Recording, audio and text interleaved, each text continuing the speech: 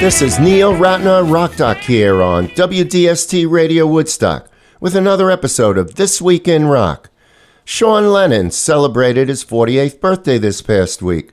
Sean was born on his father John Lennon's 35th birthday and was only 5 years old when his father died, although by then the two had formed a strong bond.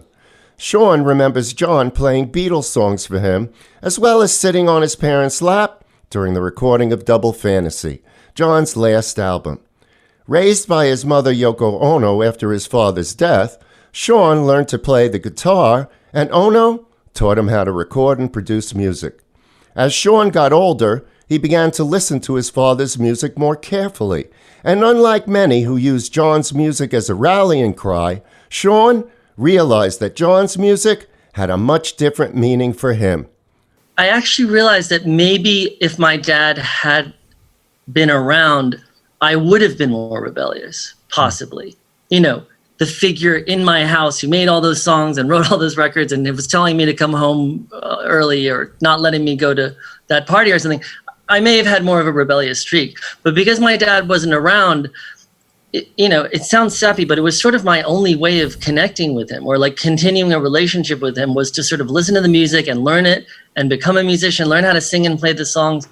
That was literally the closest I had to continuing a relationship with my dad. So now that I think of it, I'm certain that's why. And I'm sure I would have rebelled against him if he'd been around to rebel against, but he just wasn't. So my relationship was a lot more kind of sacred, I guess. It's a little goofy to put it that way, but I think that's the truth. Sean's parents kickstarted his musical career at age 5 when he recited a story on his mother's 1981 album, Season of Glass.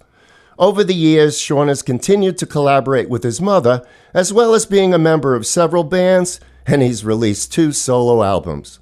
A few years ago, to commemorate what would have been John's 80th birthday, Sean and Yoko produced an album of John Lennon songs, and as Sean relates, he felt that he had an obligation to help keep John's music alive. I really feel like I have a duty to try and help keep him in the consciousness to a degree. He's not here to do that, People like Elton and Queen, they have their movies and stuff, and I think I have a duty to his work and to people generally. I think his work is important to be a part of the canon of Western culture, or not of global culture, musical culture. So yeah, I feel like I have a duty, and it seemed like an important moment to mark.